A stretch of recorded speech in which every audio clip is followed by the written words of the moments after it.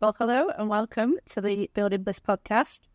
Today I've got Sarah Fox on as my guest, so welcome. Thank you. Now, I was going to try and introduce myself, and then I looked at your list of achievements and the things you've done and all the different things you do, and I thought, I'm not going to attempt that. So do you want to give me a bit of an introduction of yourself? Okay, so I'm a former construction lawyer. I call myself former. I kind of still do a bit of law. I'm also a qualified trainer and speaker and author, and I developed the 500-word concept where we take massive construction contracts and reduce them to 500 words just to kind of get across the essence of what the parties need on a project. Right. Well, that was the thing. I thought, is she a lawyer? Does she still consider herself a lawyer? I do consider myself a lawyer. I do quite a lot of legal work in the sense of reviewing and writing contracts. I don't do dispute work, and I don't do anything that's a restricted part of law, one of those legal services. So, yeah, I don't run a law firm. No.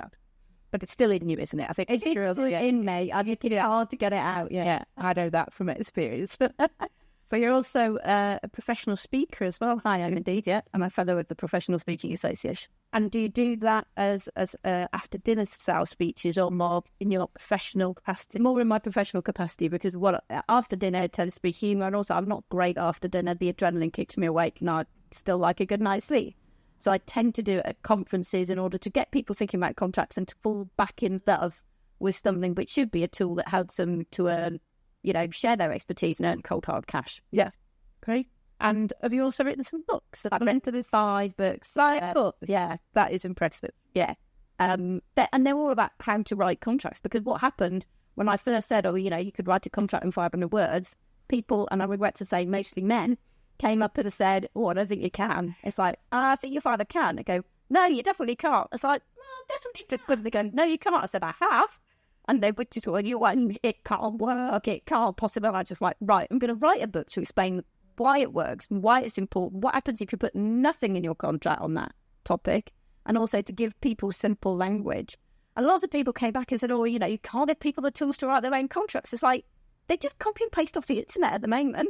Why shouldn't I give them some words that are slightly better than just copying and pasting random stuff off the internet? Because the majority of small and micro enterprises in construction don't have the resources or the skills to write contracts or in-house legal. They don't go to the big law firms. So they're winging it at the moment.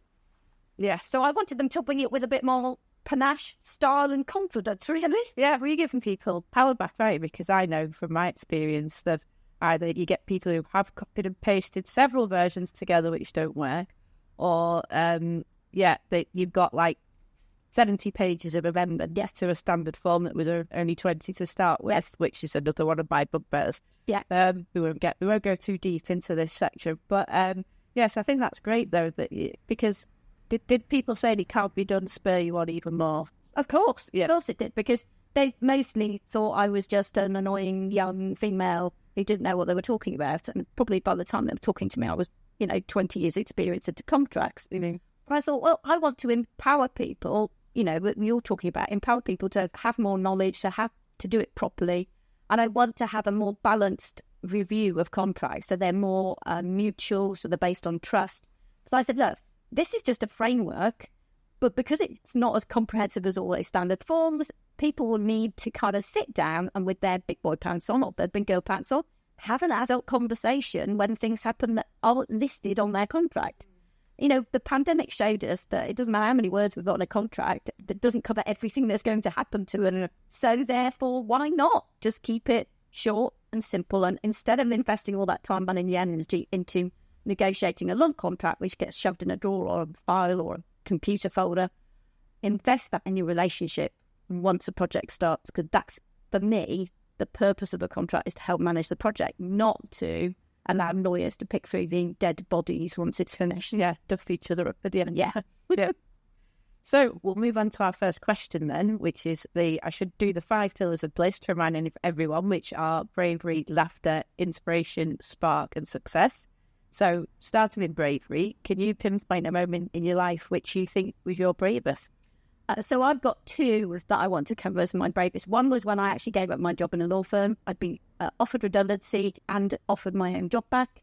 I went back to it, but the process had made me fall out of love with a lot of aspects of my job. So I gave up work. My youngest son had an a year before we went to school. I thought, well, I can spend some time with him. Let's see what happens. And ended up setting up my own business. I'd never thought I'd set up my own business. I'd never thought I'd kind of become an entrepreneur, innovate and all this kind of stuff. So it was a big leap for me. I like comfort blankets, fun and comfy, was in the name. But so for me, that was quite a big leap of faith to do that and to give up what was a well-paid job, which had status, which had flexibility, which had intellectual challenge, and just leap into the unknown. Yeah, it is a big move. If that's a big move, something that I'm sort of in the process of doing, of transitioning from one field to another. And it's scary because obviously as a lawyer, you're well paid, as you say, you've got that comfort. But sometimes you've just got to jump out the plane and take a parachute with you, but jump out the plane anyway. Yeah. So how long did it take you to get established with your new business? A lot. So I think I probably didn't take it seriously for some time because I had young children and they were effectively my excuse.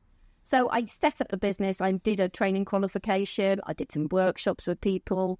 And then I think when I would set up my limited company 10 years ago, I started to pay more attention to driving business and working for myself rather than being an associate for training providers and stuff. So it took a while. I had a few mentors along the way, some of whom really, really helped me to see the value that I had that I wasn't noticing. And to take myself and my business seriously. So probably it took me a good 5 or 6 years to really begin to think, I've got something that other people value and something that might be good for them. Yeah. And it's a great experience, though, actually setting up your own business. Yes, and clearly that you've got that freedom that when you work for a law firm, you've got every second accounted for. Yeah, and I could bring my whole self to the business. Because I remember talking to law firms years ago and say, why don't we translate all our documents into plain English? And this, well, we could, but clients don't want it, so why would we bother? So are you sure they don't want it? And I would kind of try to set up spreadsheets to make their processes better. And they went, we don't really do spreadsheets.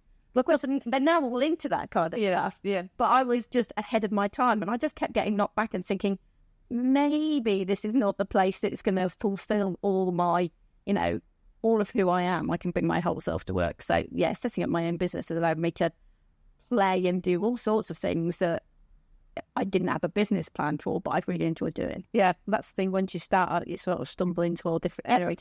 Completely. Yeah. So that was your first one. You said you had 2 breaks. Yeah. So my other one is probably by the time this goes out, me and my husband are setting off on a 5-month sabbatical on our tandem. Oh, right. We're cycling 5,000 miles around Europe. Wow. So that's quite a bit. He's never taken time off work. He's been working for he worked for a pharmaceutical company for 33 years. I've had paternity leave and sick leaves, but we're leaving everything that I know, my home, my children, and the children are at university, but leaving everything I know, my business, and just putting it all on hold and going away and moving virtually every single day to a new place. So for me, that's quite a big, I'm beginning to feel nervous about the whole thing. We've planned it to the nth degree. It'll be fine. But I'm starting to feel hot and sweaty just talking about it. So I know that it's a mix of terror and excitement. Yeah. And I'm never quite sure at any point which one I'm in. Yeah. Maybe just say it's excitement and then, So what made you want to do that? We can't remember why it started, but I think about 10 years ago, maybe a bit less, we said, maybe when the kids are grown up, we could cycle our tandem to Istanbul. And it was just like a jazz in the background. And then during the pandemic, we did a lot of cycling on our tandem because it was the one thing you're allowed to do, go out and have your exercise. And then we took it to the Swiss Alps and the French Alps and said, we can get up all these hills that we're going to need to get up. This is looking real. And then really sadly, about 18 months ago, a really good friend of ours had a brain aneurysm and dropped dead. And she wasn't even 50. And we were like, oh, maybe this is a sign that we don't know. We could leave it until we retired, but we might never get there. So for us, it was a bit of a do it now, because there may never be another time to do it. So it was just let's just do it. Yeah.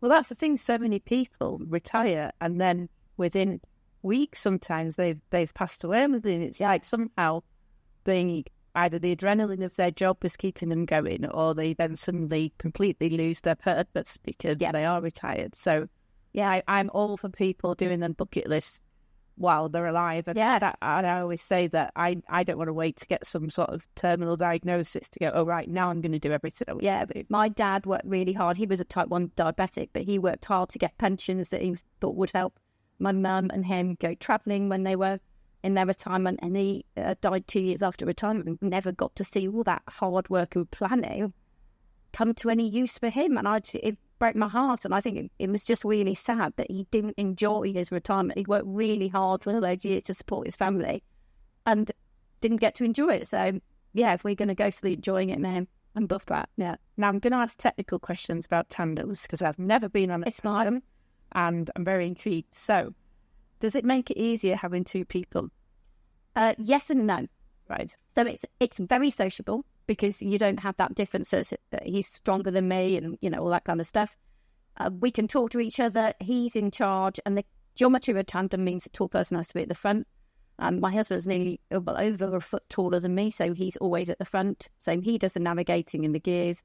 And I just sit at the back and pedal and look at the views and just enjoy the whole experience. So I have a slightly easier job in the sense that I don't have such a mental involvement, but the physical involvement is exactly the same front and back. Yeah, I can feel when he's looking at the map and he's slightly distracted because the pressure on his pedals comes off slightly. And I say, it sort of ease off and take it into now? You can really tell. He knows when I'm taking a photo from the back because I'm not paying the same attention to my feet as when I'm not taking a photo. So it's really easy to tell when somebody's struggling or when somebody's just trying to take it easy. Yeah. So you're going to have all your belongings strapped to the bike? So, no, I'm panniers. Panniers. So we've got 25 kilos between us, including the bags. Right. So you've had to be very... We have to, with your... Absolutely. Yeah. Everything's taking a weight. We're weighing everything. Oh, yeah. I was almost say that you've got to push that weight then. Nobody's ever got to the top of the hill and thought, God, I wish I'd had that set of weights with me. I could pump some iron when I got to the top because I'm feeling really good. So, no. You have to be really ruthless when it comes to packing. Yeah. So you're going to cycle. Are you getting a ferry, I presume? Yeah. So we're getting a ferry because you can't put a tandem. It's too long to go on a plane or a train. So we don't really have a get out clause, which is one of the reasons why we're in the end not going to Istanbul. We're cycling to Albania and back. So we're doing a circular route because we can get the tandem home. So we're cycling from home. So you've got to cycle back. We're literally cycling away from home and cycling all the way back. And maybe the exit plan is to lock the bike somewhere and just take a plane home. But we've had this tandem for about 25 years, so it's almost one of the family. Yeah, you wouldn't want to... Not on the same level as my kids, but Yeah. Wow, that's so exciting. So, and what, are you going to be staying in, hostel? Have you planned each stop? No, because we wanted to give it a couple of weeks to settle down, to check what progress we're making, weather and all this kind of stuff. So we will normally book it somewhere between 3 and 7 days in advance. Yeah. So we have a route planned because we needed to work out the Schengen area, how long we were going to be in Europe for 90 days. So we've got a French visa, which cuts off the first 3 weeks. So we planned it all out on a tool, cycle mapping tool, just to see where we might go and also just to start kind of getting excited about places we want to go to. Yeah, so you want to actually take in places you might never... Yeah, so we're not going to be cycling every single day. No. But we've got some friends that we wanted to visit in France. We've got some places we wanted to go. In Italy, we're spending 7 weeks in Italy. Decided a really wiggy route because we both love Italy. So I've been learning Italian for the last 5 months just so that we can stop to make conversation. Yeah. So the rest of it will be up in the air. Mm-hmm. We've got a rough idea where we're going, but we know that no plan survives the first day of wet weather on our bicycle. No. Well, hopefully you're coming into a better period of weather in Europe. We hope so. Fingers crossed. I hope so, without too many heat waves, because heat on a bicycle is quite difficult to cope with sometimes. It's just bad feeling hot and it's raining, isn't it? But we can always get up in the middle of the night, cycle when it's cooler, and then sleep all day. Yeah. Well, you'll have earned your pasta when you're cycling. Well, you'll have earned pretty much everything. Every meal. And are you going to record it? Are you going to vlog it or do some kind of record of what you're doing? So I'm going to write a bit of an eclectic diary, but not a sort of standard diary. We're going to record it all on Strava just so we've got a record that when we come home we can go, actually, yeah, we did do 5,000 miles. Just because I don't think we'll believe it almost when we go home because it will all have kind of gone so fast and it will be, what are we doing on which days? And then I'm also going to record an audio diary. Yeah. Just so that I've got a bit more of a sort of immediate in the moment, but also something that I don't have to carry, because obviously paper diaries for 5 months takes quite a lot of time. So we're going to try and keep it as simple as possible, because we didn't want to create a job on top of doing the trip. No, the trip is quite a big job, just because every day you've got to move on, find food, find accommodation, check your routes. So mentally, there's quite a lot of work to do on every single day without thinking, have we posted today? Yeah. Well, I think you might get another book out of it, though. Might get a keynote out of it. Yeah, importantly. Yeah. Well, yeah, I'm thinking, I presume you've watched things like Race Across the World. Yes. Yeah. Did that inspire you at all? Or... No, we already had the idea. Not really. We'd already had the idea. And a chat we now sent us a book called A Year on a Bike by a Dutch cyclist who just basically set off and cycle for a year. He's out written his follow book 2 years on a bike.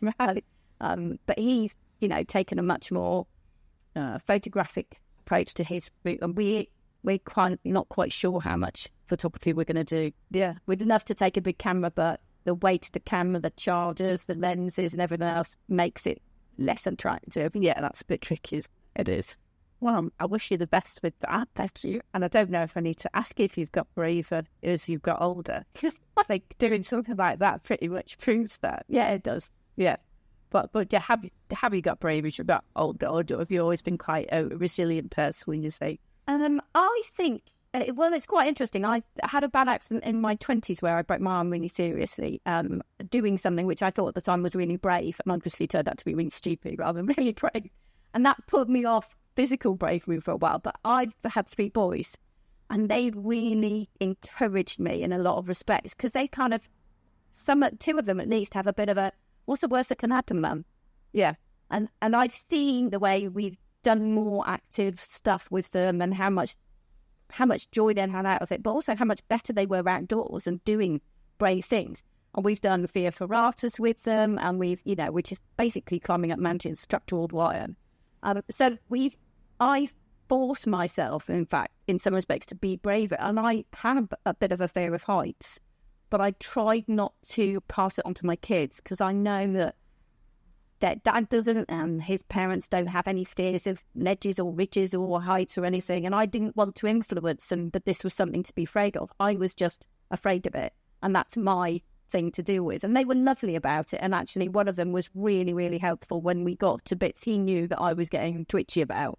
He'd just really calmly stay with me, and we wouldn't talk or anything. He would just lend me through it. And I think that really helped me to realise that I just needed a bit of support and I could do it. Yeah, I think that's the same with most things, is you've got to push yourself, but with the right support, things are achievable. Because I was never a very sporty child at all. I broke my arm on an aerial slide when I was 10 that had this is back in the day when there was no safety. Yeah. No straps or anything, just bang, straight on the floor. Yeah.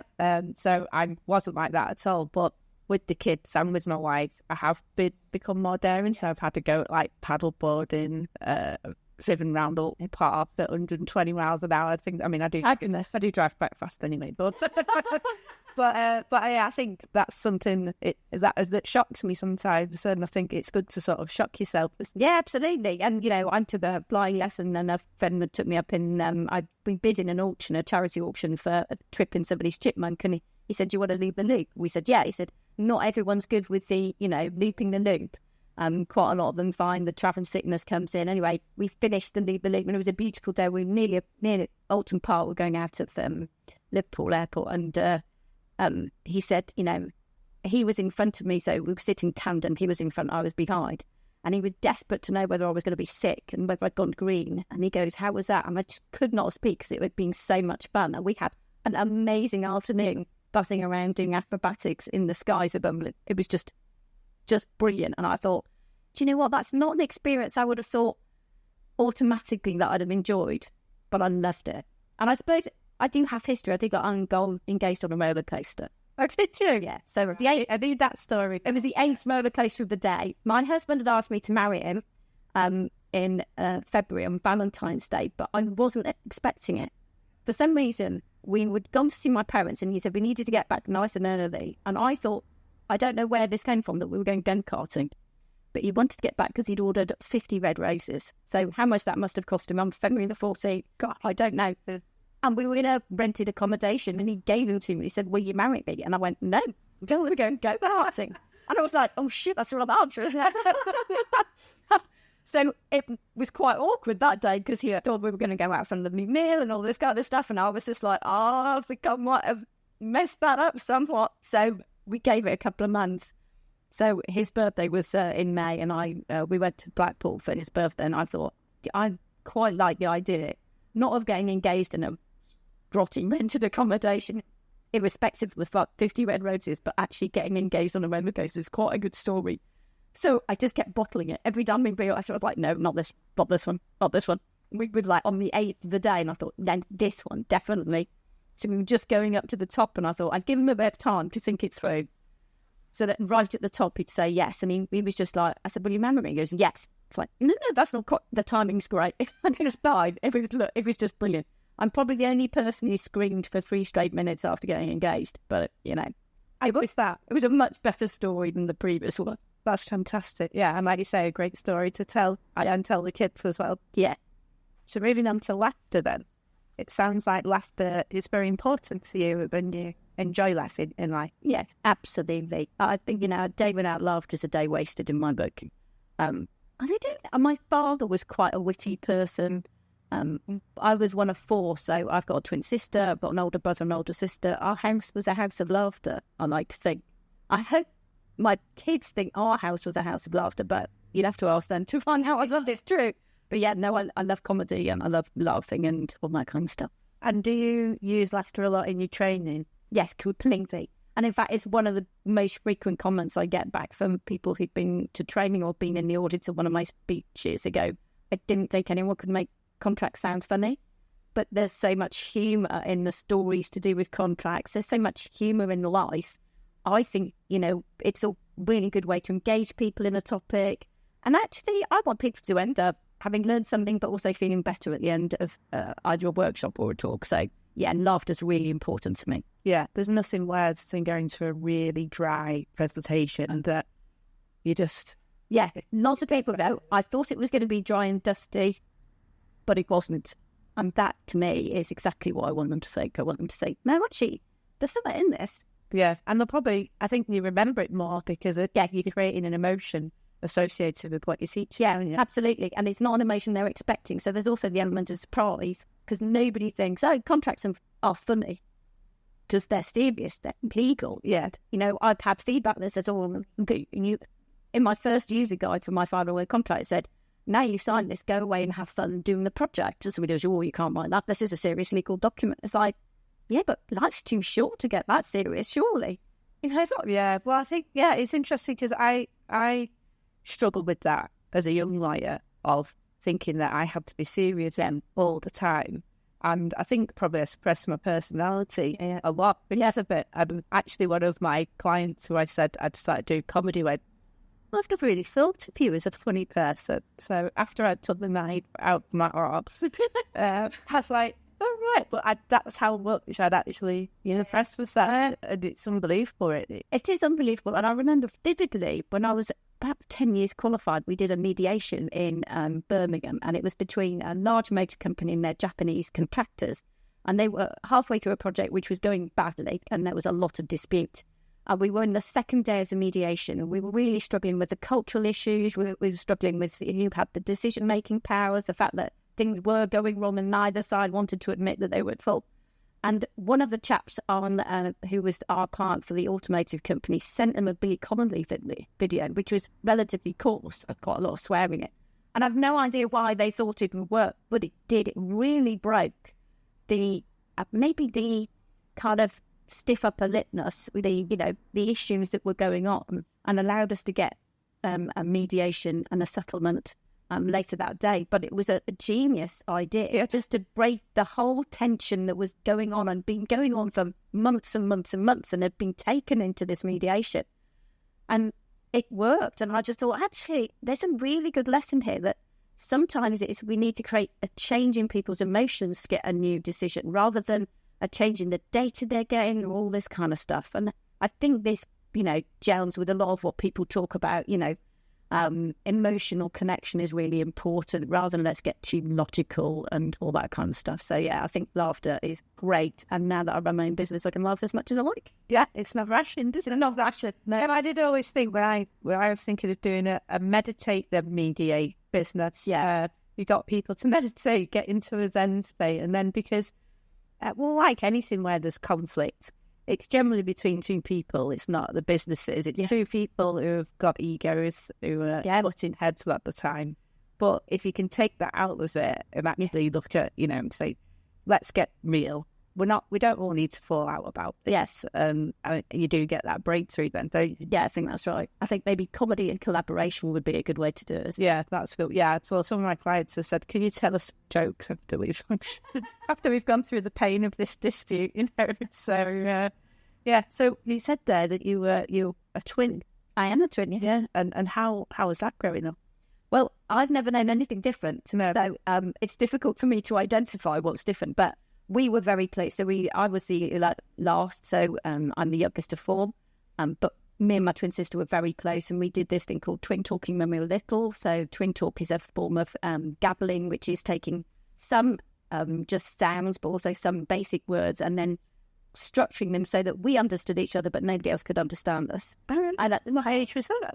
It's sort of in your high chair, so sort of 18 months to 2.5 sort of thing. Yeah. And at the time, I know there'd been some twins who'd gone to school, and it wasn't until they were 8 that they started speaking English to everybody else. They'd been so insular. My mum was slightly concerned that we were going to, be that sort of slightly weird twins thing. But we did learn to speak English, obviously. But we grew up, and we just had a ready-made friend, a ready-made confidence, someone to play with, someone to, share things with. It was just brilliant. And I think it wasn't until we got to our teens where every teenager wants to be individual. When you think, oh, hang on, it's a bit difficult. I've got a shadow following me around all the time. But it's been great. And we've come back to being very similar. We've married similar men. She's got a couple of kids. She now works in my business with me. It's great. I probably speak to an emailer several times a day. Yeah. And it's been great when we lost our parents. We both grieved in a very similar manner, which was actually quite comforting, because in families, people tend to grieve very differently. Some people get very insular and want to hide away. Some people treat it very logically. Some people, soft soap at other people. And for us, we just found it a really great comfort to have each other at those sorts of moments. So yeah, we've been there for each other when it's been the highs and lows of life. Yeah, it's great to have someone by your side for that. Yeah, absolutely. So did you have the matching outfits and all that kind of thing, or are you identical? We are identical. And when we were little, my mum said, look, I know people think I'm doing this because it's cutesy. She said, but if I buy you the same stuff, you won't argue. Yes. So we did have matching outfits because it made it easier for her. Because when we got different things, it was, but she's got that, I've got that. It's like, right, stuff this, we're not going to do this. And we were about sort of 10, 11 when we probably went to high school that she started allowing us to choose our own clothes. So we did try and choose things that were different. But on my mum's 75th birthday, we turned up at a family party wearing literally identical outfits. The same earrings that we bought at the same craft fair several years before. We had not chatted to each other at all, but we're almost identical. People went, did you do that deliberately? No, I swear we did not, but we have very similar tastes. So it just so happened we both fancy wearing this and so to it. So a few weeks ago, I had my 10th business birthday party, and she came along and she said, I'm ringing you up because I want to know what you're wearing so we don't do the Jones thing. But there's still quite a lot of my clients had never met her and still gave a big hug and went, hi, and she had a little card that said, I'm not Sarah. I was to say, I'm not Sarah. I'm not Sarah on the back. It said, I'm Emma. Right. So have you got the psychic thing, do you think? I couldn't be sure that we have the psychic thing, but I remember about 20 years ago, it might be slightly longer than this, I got a telephone call and I knew it was my sister. I said, I don't know what the answer is. I don't know what your question is, but I know the answer is yes. She said, but I haven't asked you anything yet. I said, no, but I know the answer is yes. She goes, good, because my marriage has just broken up. I want to come and live with you. I said, the answer is still yes. Right. So you definitely... Somehow that I knew instantaneously, and it may have been, a brain just picking up on tone or whatever, but, I knew that the answer was, yeah, whatever you need to, us to. Yeah. So did you make each other laugh? Oh, yeah, completely. And I drove my mum mad because we'd sit in our hijack laughing at each other and she had no idea what we were laughing at and giggling at and stuff like that. But my mum used to tell the story of putting us in the bath when we were tiny, when we were able to sit up, so we must have been sort of 18 months or something, and running her finger down one of our backs and the other ones would wrinkle. And she went, wow, that was kind of freaky. But I can remember now, it was well too soon. But yeah, there's lots of pictures of us sitting in this kind of twin buggy, which at the time was basically just an extra wide buggy. There was nothing to stop you. Yes. Just giggling. And I think she really enjoyed being a mum of twins because we would make each other laugh. We would literally sit round the dinner table with my dad, my brothers and sisters, and we'd be howling, we'd be hurting because we were laughing so much. And sometimes it wasn't that we'd said anything, it was just a look. And nobody else kind of could get in there to that sort of atmosphere. So I don't know what it's like being a brother or sister to twins. I imagine it feels quite like you're on the outstairs, the kid not in the club. Yeah, for us. And we didn't mean it to be, like sort of exclusive club. It just was how it was. Yeah. It's really interesting, isn't it? Because did you pull the switch in? Oh yeah, we've done the switch. Yeah, yes, yeah, absolutely. Yeah, we switched pranks with a boyfriend. He didn't notice for a while, so that didn't last. Around so read all that kind of stuff. And I think the one thing that I know that is going to be difficult when we're away for 5 months is not being able to chat to my sister every day. Yeah. And not having our birthday, being able to be near each other. I'm hoping she might come out for my birthday. Oh, that'd be nice, yeah. So what's that? You said that in May? No, birthday's in August. August sister's birthday's in May. Oh, right. Yeah. I'm an August baby. 28th of August. I'm the 17th, so right. Yeah. So we're both at the younger end of our classes. Yeah. Yeah, absolutely. Yeah, which always makes a difference. I think it does, yeah.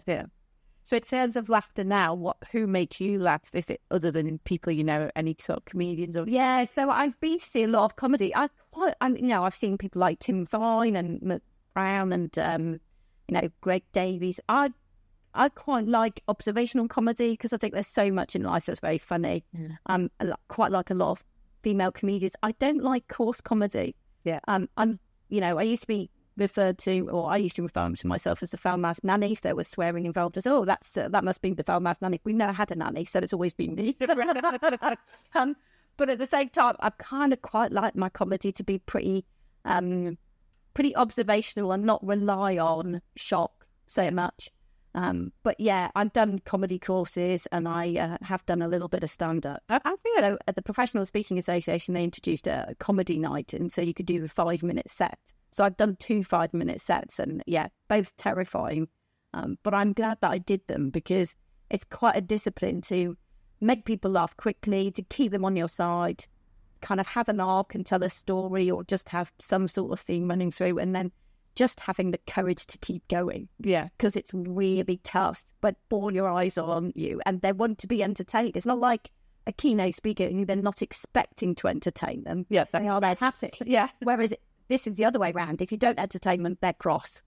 Yeah, not happy. So yeah, I didn't want to go into it because I'm not good in the evenings and the adrenaline was just making me not sleep. Yeah. But I think it's a great skill to know how to keep an audience happy and entertained and laughing for 5 minutes. Yeah, and I think it's the only way you can do comedy is by doing it. There's very few things these days where you can only learn whilst people watch you be really quite rubbish. Yeah. And you've just got to get through it. You've just got to keep going and going. And you know that there'll be other people that are rubbish before or after you, and you're just hoping you're not on the bottom of the rubbish part. Yeah, I sit there and I'm like, I think I'm better than them. I think I'll do better than them. So, so did you enjoy it, though, when you actually did it? I loved doing it. I wouldn't do it again. No. What were your themes? So my first theme was about being a twin, right? And I kind of told the story of being inside my mum and telling this story. We were in a dark place and all this kind of stuff. We could see a light. And so it was kind of a bit of a play on all that kind of stuff. And the second one was about Santa Claus and my kids and all that kind of stuff. So, yeah. Which sounds great. Might have to get you out of my comedy there. Only if it's mid-afternoon. Well, I do think there's a big call, actually, for afternoon comedy. Mine does start early and finishes by 10, purely because I want to be in bed, because I'm not good at late nights, but comedy involves a lot of driving for 2 hours. Yeah. 10 minutes there and driving back for 2 hours. So, but I think there's a big call for afternoon comedy because there's like tired mums, you know, or people who can't get babysitters, or just people like me don't really like being out too. So I think that needs to be my next campaign is for afternoon comedy. I'd be up for that though. Yeah. So if you've done comedy, I've got to ask you if you've got a favourite joke. I do have a favourite joke, and it's an oldie, but it just tickles me every time. And it's what did the 0 say to the 8? We don't know. Nice band. I like it. Yeah. Actually, most people have done the oldies, and they have been the best. So. Yeah. But I was saying to, I think it was Jess who was on the podcast the other week, that you don't seem to get jokes, any like joke books with jokes in as much anymore. Like when I was a kid, you'd buy a joke book and you'd learn them all, and then you could trot them out at parties and stuff. But I think the next generation is not really. My dad was a great joke teller, and he would string them out, but we would sit and listen to his every word as kids. We were transfixed by his joke telling. Yeah, so that's obviously, definitely been instilled in you, hasn't it? Yeah, absolutely. Lovely. So moving on to inspiration then. Who or what inspires you? I really struggled with this one when I was looking at this, because I didn't have role models apart from probably just my close family. You know, my dad was type 1 diabetic, hated diabetes, hated injections, but, you know, kept going because he had to, and overcame quite a lot. My mum was a teacher, and she worked really hard to keep her family together and to work, and just, you know, instill a good family life in us. So we were quite, I think because I'm a twin, we were quite inward facing. And people would say, you know, who do you look up to? As I, actually, I don't really have that approach to life. And so I haven't had that approach for years. There was a lady who was a speaker called Joy Marsden, who sadly died about 5 years ago. She was unbelievably lovely lady, really good speaker. She was somebody I aspired to be. I really, really aspired to be her. But generally, I kind of get bits from lots of people. So when I see something, I tend to be inspired by things or events rather than individual people, because I think all people are flawed. They have great times, they have bad times. And I think sometimes if we raise people up on a pedestal too much and then find out that they're not the people we thought they were, that can be quite difficult for us to accept. So I quite like people who do inspiring things. So, you know, there's a lot of comic relief going on at the moment, and love all that kind of. Vernon Kay last year had me in tears. Oh, yeah, singling the sad. And, you know, I think I tend to be inspired by people who I can really relate to, so they're probably more like my age. So that will change as obviously I get older, it changes. People who just don't allow the norm to be there every day. So do something a bit different. You know, maybe they move to a foreign country, which I still think is, we underestimate the challenge of moving to a foreign country and setting up a whole new life. Or just, you know, despite this time, do something inspiring and don't allow the status quo to be where they stay. Yeah. But in terms of your idea to simplify it, did that come from a moment of inspiration, or was that literally you just were seeing day in, day out what wasn't working and that inspired you to make that change? Yeah, so there was a couple of things. Actually, my twin sister had a conversation with me over a terrible cup of coffee waiting for a train at Euston, and we were talking about, you know, how can I, you know, create a brand that makes sense? You know, what was I interested in doing? I was doing a lot of training on construction contracts at the time, and even when I had the lawyers in the audience and we were talking about one of the standard form, contracts like JCT or NEC, I'd say, okay, so who knows what this contract says? And they kind of go, what? All of it. And you think, well, sorry, you haven't read this. And then I'd say, okay, well, let's just deal with some big issues. Like, what does it say about time? What does it say about quality? What does it say about performance? What does it say about risk? And they go, I don't really know. I'm kind of like, this is just mad. It's mad that we're spending so much time, energy and effort on these massive long contracts, which we haven't read, but we're still spending hours and too much of our lives on wasting. It's like, okay, can I do something that's like just completely nudging it in the opposite direction? And I'm not saying 500 words is, you know, what you should be aiming for. It was just an amount that seemed like a really massive challenge. Because if I said, oh, we can reduce this to 2,500, everyone would go, yeah, well, shoot, that seems like really simple. But I was like, no, what could I get it down to? So my sister set me the challenge. As my company's called 500 Words, you can guess I managed it. But it took me a long time to work from scratch. What did I need? What didn't I need? What should go in? What can I safely take out? And I still get emails from people going, oh, I think you've missed this out of your contract. I go, that's a really good point. But what would you like me to take out so I can fit your idea in? And I never get a reply. No, because they haven't got that answer. They just know that their favourite bit is not in it. Yeah, it's like, yeah, but it's not a toy box. Yeah. You put all your favourite toys in and it just gets bigger and bigger. This is a limited scope. We have to make it work. Yeah. So I was mostly inspired by seeing too many people go, really know what this contract says. I see what a waste of everyone's lives. What if I could make it easier for everyone? Yeah. Combined with people saying it couldn't be done. Combined with people telling me I definitely couldn't do it. At which point it's like, mate, that's as good as a double dare to me. Yeah. On. Red rags. Red rags for the whole. I'm going to take you. So how would you like to inspire others with what you've done? I've kind of like them to inspire others to kind of just think about what they would like their business to look like from the outside to other people, because it's easy for us to get to kind of, this is my business, this is how I deal with it, and it's not perfect, but it works for me. It's like, but you're only a small business. What about all the people you relate to, all the relationships you're building? Are they relationships that are based on trust and care and, working out whether or not when you send something to someone, you're making them happy or sad? Because so many people send me their contracts and go, well, don't read it. Just, if you could just study it and scan it and send it back. It's like, you do know what I do for a living? I read contracts for a living. And if it's a terrible contract, why are you sending it to me? What's this idea that we could apologetically send a contract and go, oh, it's a bit rubbish, but don't worry about it? It's like, that'd be like giving someone a dinner and go, I burnt it, but be grateful anyway because I've made you dinner. It's like, but why would I be grateful for something that you could make so much better? I'd rather be in some tasting of burnt, moose or whatever it was.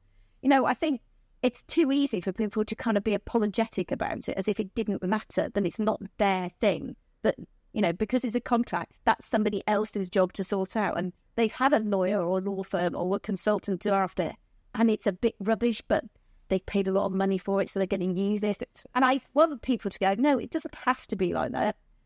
They know their business. They can draft their own agreements.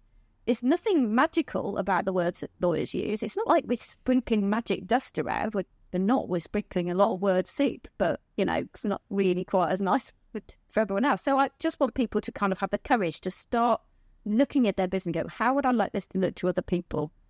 I can take control of this. I want to be empowered to do it. I can have confidence that this works. And this will be a simpler way of running my business than what I'm currently doing. Yeah. And in a wider context, you think you've inspired people along the way with your speaking and the way you go about things. So it sounds like from the feedback you've had from people that's happened. Yeah, I think people have genuinely turned around and go, I used to hate the idea of contracts. And I'll tell you a story that I met years ago when I first started my speaking business. I was going around the PSA Yorkshire, or PSA region, so the Professional Speaking Association regions. And I went to Yorkshire to speak, and there was a lady there who was part of a five-generation family business, and they were undertakers. But they knew that the old generation and the new generation the strategy wasn't working. They needed to split up this family business. And she was terrified it was going to cause a family rift that would last forever. And I was talking about the fact that your T's and C's could produce TLC. You could have tender loving care as well as a contract. They didn't have to be separate. They could be the same thing. You could love your contract because it helps you to do what you want it to do. And she came up to me. She said, look, I think this is a really powerful idea. I'm going to do it. A year later, she came back and said, you changed the way we split our business because we realised that if we gave it to lawyers, we might lose control of the whole relationship thing and people's vested interests would get, narrowed, and they'd have lawyers working for different parts of the family who all had these interests. She said, we kind of agreed what we were going to do. We agreed the structure. We then gave it to a law firm. But we said we kept being part of a family and looking at the relationship and making sure that the agreement didn't drive the relationship drove the agreement. So it was so life-changing. that she'd managed to keep this family business and the family together, even though the business fundamentally changed. And I thought, for me, that was a really powerful testimony to doing things differently, and not allowing a lawyer to drive your business, but to drive a lawyer to do what you want them to do. Yeah. Well, it's a reflection of we've always done it this way. Yeah. So it's the most most dangerous sentence in any business, isn't it? But just being able to take a step back and go, is there another way? Well, there's always another way, isn't there? Yeah. But I think lots of people haven't heard of there being another way. No. So for me, I'm kind of trying to inspire people by being a light, going, there is another way. It's not perfect, but this could see your business as well as, yeah, just think about it. Have you felt like you're a bit of a lone voice in the wind sometimes? Yes, when I first started, I really did feel like a lone voice in the wind. But there's such a lot of people that I've met in the contract simplification, the contract visualization, the legal design community. Lots of apps and tools coming out. So there's a big global phenomenon. And lots of people are interested in this. Big companies like Google and Amazon have realised that they can't contract with smaller, innovative startups because their contracting process become over-lawyered. So there is a movement to move towards tools which actually help them do business rather than just tie them up in legal meetings forever and ever and ever. They need to start with the terms and conditions where they say, accept this. When I did that. Absolutely, actually. Yeah, nobody reads those terms. Someone printed them out, weren't they? 800 pages or something, Apple's terms and conditions. Made that up. Not quite as long as that. So Apple's were about 25,000, and there was a chap that did a comic book based on the Apple terms and conditions. The Norwegian Consumer Council once read all the terms and conditions on a smartphone that are pre-loaded, all the terms and conditions for those apps. Took them 33 hours. They said nobody, and that was literally from start to finish. They didn't have any breaks. But nobody sits down, opens their new phone and goes, tell you what, I'm just going to check what the terms and conditions. We don't do it. I don't. Well, I don't either. And the thing is, that means that terms and conditions, which are part of contracts, which are part of agreements, have got a bit of a bad reputation. Then we can't do anything about them. So we might as well just tick our agree and ignore them. Yeah. And yet that's also not a good way to run relationships and businesses. So we need to kind of focus on what we can change and then not worry about some can't. And do you think AI will have a big influence on that going forward? I think there's two. I think it could have a big influence on it. I think at the moment, a lot of the contract review platforms are just comparing bad apples with bad apples and going, it's as rotten as the existing apples, which is not necessarily a great thing. And if you offer them an orange, which is maybe a really simple visual contract, they go, it doesn't look like the bad apple, so we reject it. However, if they have a slightly more sophisticated approach where they go, you need a paragraph that talks about parties. You need a paragraph that talks about the scope. You need a paragraph that talks about time. You need a paragraph that talks about this. If you've got a kind of structure and you're saying, does it have all these things in? I think that's a much more sophisticated approach because it allows simpler documents to also get exactly the same rating as a complicated document. So I think it's going to get more sophisticated. At the moment, we're just comparing bad apples and bad apples. Yeah. So do you think your journey on your tandem is going to inspire people once you get your story out? I think it probably will. I think if we make it to the end, it certainly will. But I think there'll be lots of lessons that we learn along the way that we'll bring back into our lives. And we've said we don't know how it's going to change us, but we know it's going to change us. Yeah. And that's a great legacy to have for the tricky. Yeah. Moving on to Spark then. What gives you your spark? That's a really good question. I am very much an outdoorsy person. So I find that just being outside, I always find something that's interesting or exciting or new. And I've taken a kind of an approach that involves having an adventure every day. And some of that is literally just touching a plant that you've never seen, that you haven't seen for ages. Because I think we can get hung up in adventures being massive, 5-month tandem trips around Europe. And actually, every single day, we probably see something new or hear something new or smell something new. And we don't record it. We don't stop enough to pause and go, actually, that's really interesting.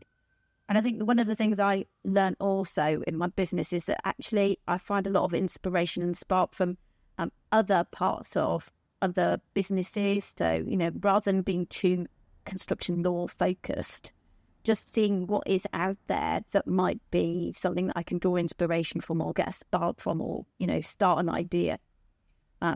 So, yeah, I'm quite sparky in the sense that I would go off on tangents.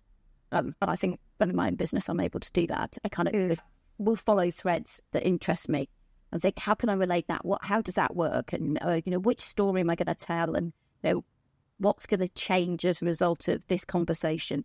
So I just think there's sparks everywhere. We just don't spot them enough because we've got our dark glasses on most of the time, tunnel vision focused on what we thought the day was going to involve. And driving here, I was like, oh, we're not very far from Port. So I'm like, would have got time to pop in on the way there? I kind of think, museums and art and all that kind of stuff is really fascinating. I think I read a lot. I decided I'd start logging it on Goodreads this year because I read so much that I forget what I've read. I read, but quite disposably, in the sense that people will say, what did you read last week? I go, actually remember, I'm 3 books on from last week, so probably... No, I don't know. So you just devour. I just devour books. And is that non-fiction or fiction or a bit both? It's bit of both. So, yeah, all sorts of books. I'm kind of I suppose you might call a book slut, really. In the sense that I read almost anything. I sometimes have the point where it's like I've read too many, dark political books. I need to have something a bit light and fluffy. But, yeah, I'm a big fan of reading. Really interesting what you say about the small things, because I always say one of my favourite songs, I think it's from Oliver, is Small Pleasures. Small pleasures, who would deny us these? And I don't know if that's something as you get older you perhaps think more, but I'm like, to walk in the woods and then have a delicious coffee sat outside looking at the water, which was near here. To me, that's like perfect. Yeah, it's joyous, but you could just pass that by, couldn't you? You could just go, I'm just going for a walk and just hang around. I think so when my youngest son was 6 weeks old, middle son was 6 weeks old, so I had a 2-year-old and a 6-week-old. I slipped 2 discs and I was in bed for 6 months. I couldn't sit, I couldn't walk, I couldn't hold my children, I couldn't feed myself very easily, didn't go out of the house, didn't feel the wind, I couldn't have a shower. So after that, I remember the first time I stood up in a hot shower and I was just in tears thinking, I'd never really thought about what a privilege it is to stand in a shower, just feeling the water going over you and not be in pain and, have all that kind of stuff. And that was, it was such a powerful and such a long period of my life. 6 months is quite a long time, to be, unable to move, particularly with what else was going on in the household. Yeah. I've never forgotten how grateful I was for that. Yeah. But also when I had my 3rd child, I ended up with a serious infection that nobody picked up and ended up with a massive amount of blood loss and nearly died, and realised that actually being able to see my kids grow up was also a privilege. Because the day after I'd been rushed to hospital and they were going to give me a blood transfusion because I'd lost such a lot of blood, the consultant came in and went, well, Mrs. Fox, yes, maternal postpartum bleeding is a major cause of death in developing countries. It's like, I've not even had my breakfast yet, and now I feel really quite poorly. Just what you've said has just gone, basically, you could have died. Yeah. And I was like, oh, that is really quite serious as well. So I think both of those together have given me a really great appreciation just for the little things in life. When you've had little children, they are fascinated by everything. Yeah. A spider, a leaf, can go for a walk with a 4-year-old, and it could take you hours just to get down the road because they're fascinated by everything. So I know all of those things. I don't want to get to the point where I treat every day as just another day. No, it's a privilege to wake up in a warm house, all that kind of stuff. I think we have to keep that sort of tiny moments of inspiration and spark all the time so that we're always not taking it for granted. Yeah, and it's so easily done because we live in a fast-paced world now, and we're all glued to our phone screens, yes, to some degree, and I obviously see that with my children. But as you say, as small children, my daughter was, I noticed that, like you say, a nice leaf, a twig, and then we'd collect them all. And you're like, it's a shame that we somehow lose that, isn't it? As we get older, and it takes something dramatic to perhaps remind us of it. And I think, we need reminding that, every single day should be full of joy and wonder and adventure. So how did you cope in that 6 months? Did you what did you do for your sort of mental health? Did you try and have a mindfulness practice, or was it the thing? It was really the thing. It was about 20-something years ago. My sister, who's a nurse, came and she used to kind of get people round to give me massages and stuff like that to try and make me feel like I was light. I did a lot of cross stitch. I started doing cross stitch and patchwork, and thankfully the World Cup was on that year, so I watched every single match. Literally, I had nothing better to do. But I started doing a patchwork, and it was a memory patchwork with squares from my dad's ties or fabric that I had in the cupboard. I'm just about to finish it 22 years later. Wow, that is. But I did start my first patchwork, and I did decide it was going to be a king size bedspread. So maybe I could have gone smaller for my first ever thing. But I suppose I was being mindful doing cross stitch, doing sewing, and it was all hand done, and it was just something that was light and I could do lying down or lying on one side, because I couldn't sit up for 6 months. So, I mean, yeah, I think having the two kids was, in some respects, a distraction, because I knew I had to get better. I knew that I wanted to walk before my new son did. Yeah. And I wanted to sit up before he did. He beat me to sitting up, but I beat him to walking. So, it was a bit of competitiveness. Yeah. Phew. Yeah. So, but did you know how long that was going to be? Or was it, you thought, this might be a couple of weeks and not? I had no idea, but I know my mum had slit her discs. She fell in a rabbit hole. The rabbit was not her favourite pet after that. But I don't remember how long it had taken. I know that she had been poorly. We had an aunt come and stay to help look after us. But I don't remember how long it lasted. But I, kept going to the surgeons and the consultants. They go, well, we don't know how long it's going to last. Pain is like that. We just have to wait for it to settle down. We could give you surgery, but there's no evidence that in 2 years' time you'll be better off than people who didn't have surgery. And the surgery carries a massive risk that they accidentally slice through a nerve and you end up paralysed. So it's like, do we have to do it? Because they has to do it. But, they were just trying to manage my pain. They weren't actually trying to resolve the underlying issue of a bulging disc. They were just trying to take me out of pain so that hopefully my body would sort itself out. And is that what happened? Yeah, but it did. And I presume it receded a bit. It receded out, then I could walk again. And thankfully, it hasn't repeated itself. But yeah, it was a very uncertain time. It doesn't sound like you've restricted yourself or wrapped yourself in cotton wool. No, for all the things you've done. And to be honest, I worked hard with an osteopath to make sure that when I started running, and everyone counterintuitively said, oh, you can't run with a bad back. It's like, it's been the best thing, the running and the cycling and being active and being fit and all that kind of stuff has been the best thing for my back. Core strength was, yeah. And I've done a lot of days for 10 years and all that kind of stuff. So, I focused on what I could do. I couldn't stop my disc from bulging if it decided to have a moment. The dishwasher was the snapping point, but I knew it was going before that, so I knew that my back was very soft. And the problem with birth is it makes all your muscles soft in order to assist the process, but at the same time, that means that you're more at risk of injury. Yeah, I've had problems with my back, and it's the most innocuous things that do it. And you just feel that twinge, and you're like, oh no, I've had sacroiliac, so you can use your leg, and you're like, oh no. And but I think a lot of stress goes in your back, doesn't it? And cuffs does, yeah. And it's literally the burden that's on you. Is right. So yeah.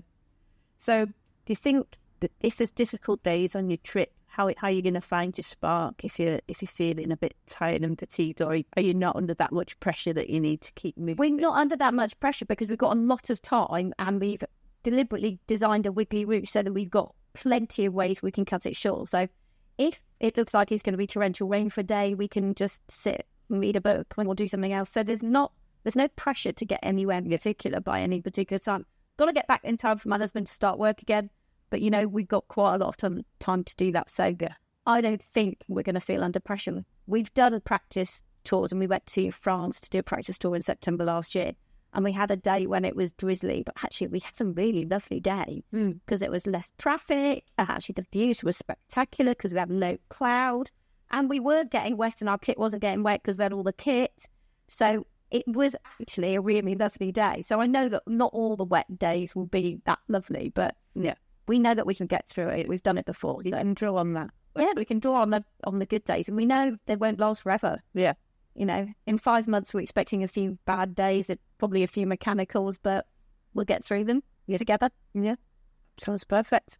And do you think it'll be a once in a lifetime thing, this, or would you like to do like Canada or Australia? Or It's a really good point, but because you can't put the tandem on a plane, it's really difficult to do it too far away unless you take the tandem by boat over to the States, which is quite a long haul.